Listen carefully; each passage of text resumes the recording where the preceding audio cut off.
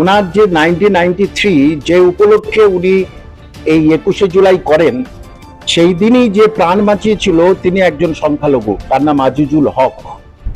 তাকে সাসপেন্ড করলো তৎকালীন বামফ্রন্ট সরকার, তাকে চাকরি দিল না। তার কোনো কথা নেই। ছোট্ট তামান্না দেবদূত তুল্য তার জীবনটাকে শেষ করে দিল তৃণমূলের লেঠেল বাহিনী।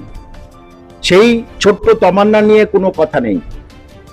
তবে সবচেয়ে অদ্ভুত ভাবে বলছি, স্টেজে দেখছেন 2 থেকে 3% মুসলমান স্টেজে, আর সামনে যতজন এসেছে সেখানে 50 থেকে 70% মুসলমান। বুঝতে পারলাম? জানে তো মুসলমান না, তোরা যাবি কোথায়? তোরা তো আমাকেই ভোট দিবি। যত তোদের আমি চাকরি দেবো না, মাদ্রাসা নিয়ে কোনো কথা নেই। সবচেয়ে বড় কথা, সংখ্যালঘু আবেগের সঙ্গে জড়িয়ে আছে, সেটা হলো ওয়াকফ। সেই ওয়াকফ নিয়ে কেন্দ্রীয় সরকারের বিরুদ্ধে কোনো বিষেধাজ্ঞা নেই তো। এবং সাধারণ সম্পাদক, ওই পীর সাহেব কাসেম সিদ্দিকী, তাকে প্রথম স্টেজে নেই। সাধারণ সম্পাদক, তৃণমূলের সাধারণ সম্পাদক কাসেম সিদ্দিকী বড় আশা ভরসা নিয়ে গেছিলেন, তিনি 1 নম্বর স্টেজে নেই, 2 নম্বর স্টেজে নেই, তিনি 3 নম্বর স্টেজে। কাল সাংবাদিকরা এসে আমাকে প্রশ্ন করছিল 3 নম্বর স্টেজে কেন? টুপি আর দাড়ি থাকলে মমতা ব্যানার্জির পাশে বসলে মনে হয় খুব সমস্যা হবে আর কি, অন্য ভোটগুলো কেটে যাবে, এছাড়া অন্য কোনো কিছু না। একবার তার নামই নিল না। এবং সংখ্যালঘুদের মাদ্রাসা শিক্ষামন্ত্রী উনি, সংখ্যালঘু উন্নয়ন মন্ত্রী উনি।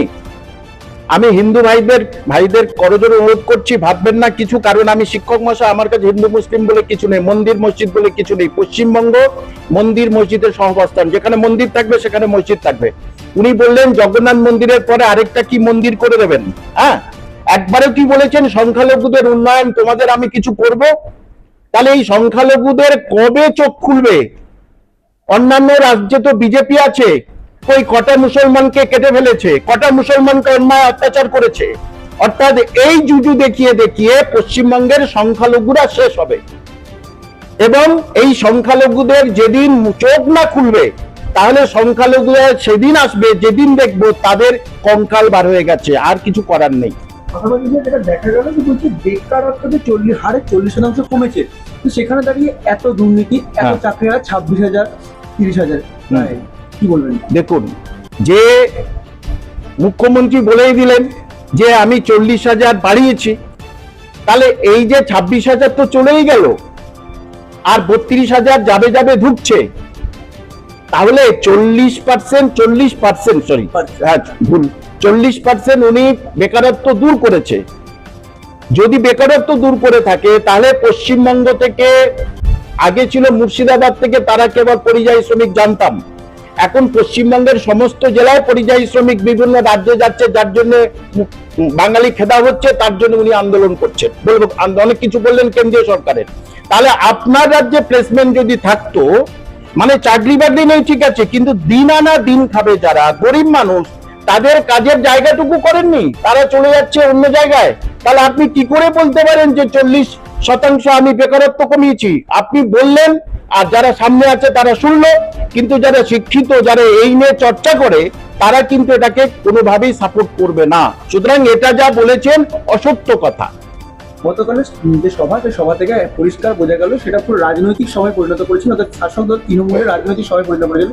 কিন্তু একটা জিনিস যেটা দেখা যাচ্ছে স্যার, যে কিছুদিন আগে সরকারি টাকায় মন্দির, কালকে দেখা যাচ্ছে সরকারি পরিবহন ব্যবহার করে পুরো মালুমভাবে আনা হয়েছে সমস্ত তৃণমূল কর্মীদের। সেটা কিভাবে দেখছেন? সরকারি পরিবহন ব্যবহার করে আনা যায় কোনো দলীয়? একদম নিয়ম নয় তো দলীয় প্রোগ্রাম, এটা কোনোদিন সম্ভব নয় যে ব্যক্তিগতভাবে তারা কিছু ভাড়া করে সেইগুলো থেকে গ্রামান্তর থেকে তারা আসবে, ঠিক আছে, কিন্তু কোনোভাবেই এখানে তো সরকারি প্রোগ্রামে পর্যবেসিত করাটা তো কোনো ঠিকই নয়। কিন্তু দেখুন, ক্ষমতা তাদের হাতে আছে, পুলিশ তাদের হাতে আছে, প্রশাসন তাদের হাতে আছে, সুতরাং তিনি অগণতান্ত্রিক অসাংবিধানিক কাজ করতেই পারে।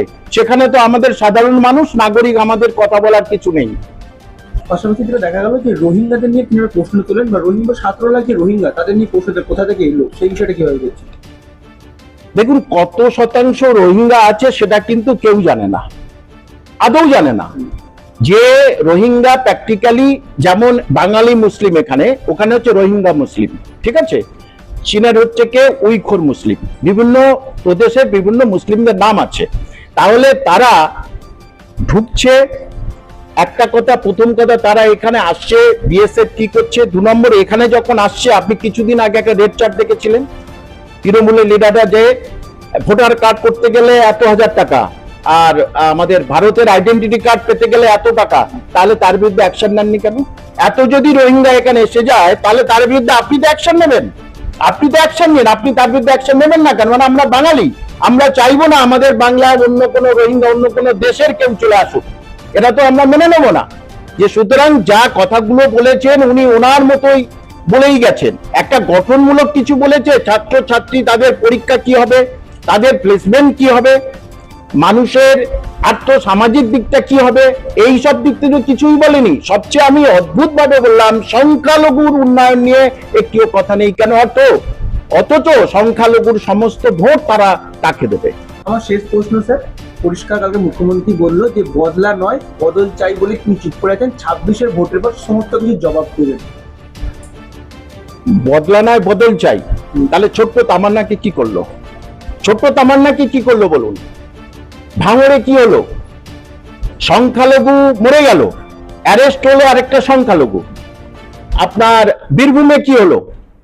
সংখ্যালঘু মরে গেল, অ্যারেস্ট হলো আরেকজন সংখ্যালঘু, দাঁড়িয়ে আছে সেই সংখ্যালঘু, তার অ্যারেস্ট হলো। তাহলে এই সংখ্যালঘুরা কবে বুঝবে যে এইভাবে কিন্তু আমরা আস্তে আস্তে শেষ হয়ে যাব? এই যে এদের মধ্যে একটা ভয়, বিজেপি জুজু, আর অভিভাবকরা সেরকম হয়েছে, অভিভাবকরা ঠিক সেরকম যে বিজেপি আসলেই হবে, তাহলে বিজেপিকে ছেড়ে দিয়ে আপনারা কাকে ভোট দেবেন আমার দেখার দরকার নেই, কিন্তু এইরকম অনাচার, এইরকম মানসিক অত্যাচার, এইরকম মুসলিমদের কাইল অবস্থার জন্য আপনারা একজোট হয়ে যে কোনো একটা দলকে ভোট দিন। কাকে ভোট দেবেন আমার বলার এখতিয়ার নেই, ভোট দেওয়া গণতান্ত্রিক অধিকার, কিন্তু আপনারা দিনের পর দিন শেষ হয়ে যাবেন। পশ্চিমবঙ্গ থেকে আপনাদের অস্তিত্ব থাকবে কি আমার সন্দেহ আছে। তাহলে আপনারা আর ঘুরে দাঁড়াবেন কবে? প্রশ্ন এটাই।